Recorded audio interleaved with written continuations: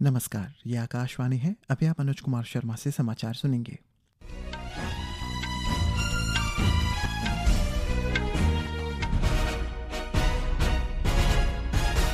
पहले मुख्य समाचार। अरुणाचल प्रदेश के मुख्यमंत्री पेमा खांडू ने कहा है कि अपर सुबनसिरी जिले के ताकसिंग सेक्टर में कथित चीनी घुसपैठ की खबरों पर किसी निष्कर्ष पर पहुंचने से पहले सरकार भारतीय सेना और स्थानीय लोगों के साथ मिलकर करेगी इसकी पुष्टि। प्रधानमंत्री नरेंद्र मोदी ने कहा, सेमीकंडक्टर, अंतरिक्ष और ड्रोन जैसे उभरते क्षेत्रों में आत्मनिर्भरता विकसित भारत की मजबूत नींव रखेगी। उन्होंने आईआईटी के विद्यार्थियों के सामने अपने निर्णयों में राष्ट्रहित को सर्वोपरि रखने का आग्रह किया। शुक्रवार शाम ईटानगर के चिंपू स्थित वेस्टर्न रिसोर्ट के पास न्यू डंपिंग जोन में सड़क किनारे का स्लैब अचानक ढह जाने से एक व्यक्ति की मौत और 2 अन्य घायल। United liberation front of Assam independent यानी उल्फा आई के 4 सक्रिय सदस्यों ने अरुणाचल प्रदेश के लोंगडिंग जिले के वक्का सर्कल में भारत म्यांमार सीमा के पास असम राइफल के समक्ष किया आत्मसमर्पण। अरुणाचल प्रदेश की सांस्कृतिक पर्यटन उद्योगों और विशिष्ट पहचान को डिजिटल स्टोरी टेलिंग और फिल्म निर्माण के माध्यम से बढ़ावा देने के उद्देश्य से 15 दिवसीय traction 2026 residency and film challenge Rajiv Gandhi विश्वविद्यालय दोईमुख में शुरू हुआ। ईस्ट सियांग जिला प्रशासन ने पासीघाट शहरी क्षेत्र में सरकारी भूमि को अनधिकृत कब्जे से मुक्त कराने के लिए अतिक्रमण हटाओ अभियान शुरू किया और पुरुषों की भाला फेंक स्पर्धा में आशीष यादव ने विश्व एथलेटिक्स अंडर 20 चैंपियनशिप में रजत पदक प्राप्त किया। अब समाचार विस्तार से। अरुणाचल प्रदेश के मुख्यमंत्री पेमा खांडू ने कहा है कि अपर सुबनसिरी जिले के ताकसिंग सेक्टर में कथित चीनी घुसपैठ की खबरों पर किसी निष्कर्ष पर पहुंचने से पहले सरकार भारतीय सेना और स्थानीय लोगों के साथ मिलकर इसकी पुष्टि करेगी। श्री खांडू ने कहा है कि उन्होंने नाहा वेलफेयर सोसाइटी को पहले ही आमंत्रित किया है और वे स्वयं भी मामले की पुष्टि करेंगे। मुख्यमंत्री ने यह भी कहा है कि तथ्यात्मक पुष्टि के बिना ऐसे खबरों पर विश्वास नहीं करना चाहिए। प्रधानमंत्री नरेंद्र मोदी ने आज भारतीय प्रौद्योगिकी संस्थान आईआईटी दिल्ली के विद्यार्थियों से आग्रह किया है कि वे अपने निर्णयों में राष्ट्रहित को सर्वोपरि रखें। श्री मोदी ने आईआईटी दिल्ली के 57वें दीक्षांत समारोह को संबोधित करते हुए कहा कि प्रत्येक पीढ़ी अपने समय की विशिष्ट चुनौतियों का सामना करती है और अपनी राष्ट्र जिम्मेदारी निभाती है।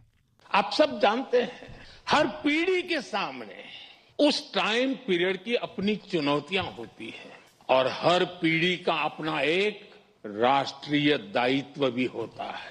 साथियों, आज के इस दौर में हमारे सामने चुनौतियां भी अलग है और इसलिए हमारे दायित्व भी अलग है।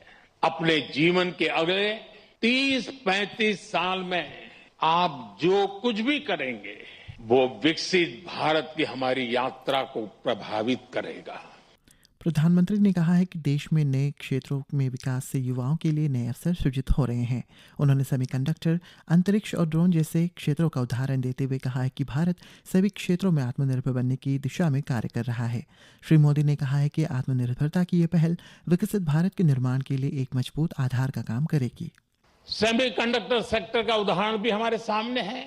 जब हमने इस दिशा में कदम बढ़ाया तो कुछ लोगों ने सवाल उठाए, कहा गया भारत ये नहीं कर पाएगा, लेकिन आज पहली सेमीकंडक्टर यूनिट्स में प्रोडक्शन शुरू हो चुका है और मैं साफ मानता हूं, चिप से लेकर के शिप तक सब कुछ यहीं पर आप ही के हाथों से बनेगा। और कहीं कोई युवा पूरे आत्मविश्वास से कह रहा है, first in my blood line to make a chip in India.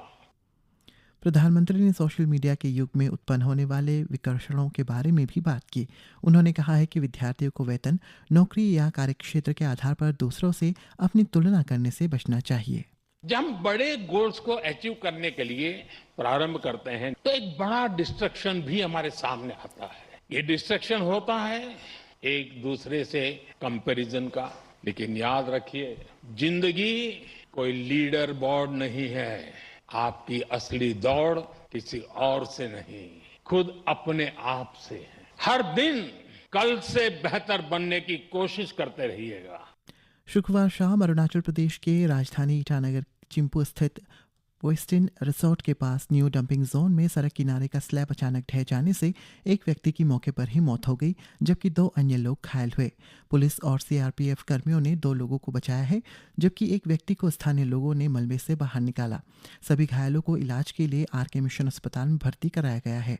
मृतक की पहचान 27 वर्षीय तामाबाजा के रूप में हुई है, जो कामले जिले के रागा स्थित डॉन गांव का निवासी और वर्तमान में चंद्रनगर ईटानगर में रह रहा था। मलबे से एक स्कूटी भी बरामद की गई है। घायलों की पहचान कापवांग अरांगहाम और अजय जयरांग के रूप में हुई है। United liberation front of Assam independent यानी उल्फा आई के 4 सक्रिय उग्रवादियों ने लोंगडिंग जिले के वाका सर्कल में भारत म्यांमार सीमा के पास चुपखाओ ट्रैक क्षेत्र में असम राइफल के समक्ष आत्मसमर्पण किया। अभियान के दौरान सुरक्षा बलों द्वारा लगातार समझाइश और संवाद के प्रयासों से उग्रवादियों को हिंसा छोड़कर राष्ट्र मुख्यधारा में लौटने के लिए प्रेरित किया गया, जो बिना किसी गोलीबारी या हताहत के पूरा हुआ है।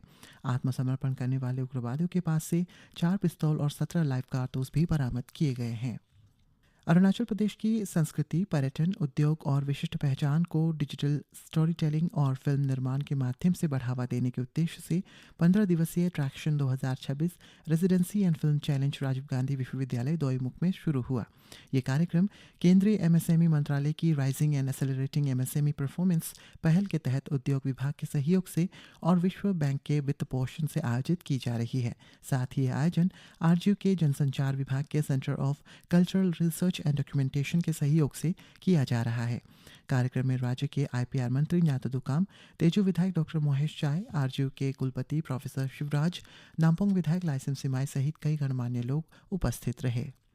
ईस्ट सियांग जिला प्रशासन ने पासीघाट शहरी क्षेत्र में सरकारी भूमि को अनधिकृत कब्जे से मुक्त कराने के लिए अतिक्रमण हटाओ अभियान शुरू किया है।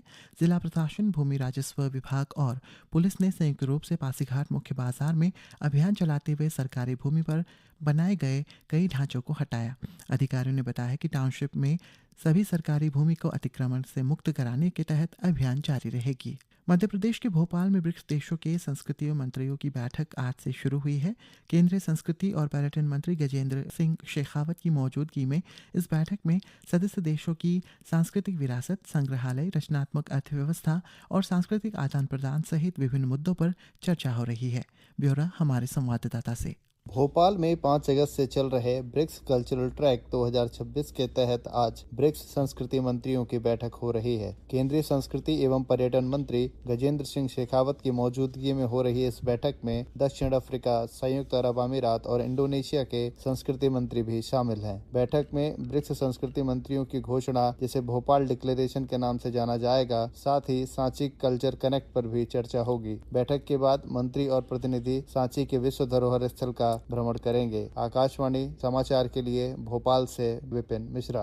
यूक्रेन की राजधानी कीव के पास रात में रूस द्वारा किए गए मिसाइल हमले में एक बच्चे सहित 3 लोगों की मौत हो गई है। क्षेत्रीय सैन्य प्रशासन प्रमुख तिमूर तकाचेंको ने कहा है कि बैलिस्टिक मिसाइल के हमलों में 3 लोग और घायल हुए हैं।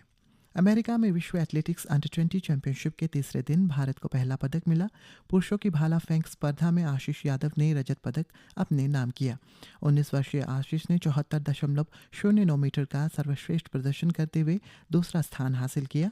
दक्षिण अफ्रीका के जॉन हेनरिक हाइमेंस ने स्वर्ण पदक प्राप्त किया है। अश्मिता चालिहा दक्षिण कोरिया मास्टर्स बैडमिंटन टूर्नामेंट के महिला सिंगल्स के फाइनल में पहुंच गई है।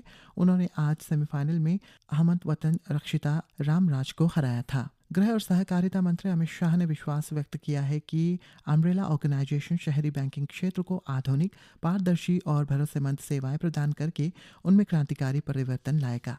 सहकारी समितियों में अम्ब्रेला ऑर्गेनाइजेशन एक केंद्रीय शासी या सहायक निकाय है, जिसका गठन कई स्वतंत्र सहकारी संगठनों द्वारा किया जाता है। मुंबई के फोर्ट क्षेत्र में शहरी सहकारी वित्त और विकास निगम में नए कार्यालय परिसर का उद्घाटन करते हुए श्री शाह ने सहकारी क्षेत्र की शक्ति का उल्लेख करते हुए उन्होंने कहा है कि छोटे छोटे निवेश को जोड़कर एक बड़े कारोबार के लिए बड़ी पूंजी जुटाई जा सकती है। मेरा जो कोऑपरेटिव का समझ है, बड़ा व्यापार करने के लिए छोटे छोटे लोगों की कोऑपरेटिव बनाकर छोटी पूंजी से बहुत बड़ी पूंजी निर्मित कर बड़ा व्यापार किया जा सकता है। अमूल आज 1,25,000 करोड़ का व्यापार करता है। इफको, क्रिप्को, एक जमाने में लिज्जत पापड़, ये किसी में भी पूंजी का निवेश 50 रुपया से ज्यादा नहीं है और आज अमूल विश्व का खाद्य पदार्थों का सबसे ज्यादा लोकप्रिय ब्रांड बन व्यापार कर रहा है। इसी के साथ ये समाचार बुलेटिन समाप्त हुआ। नमस्कार।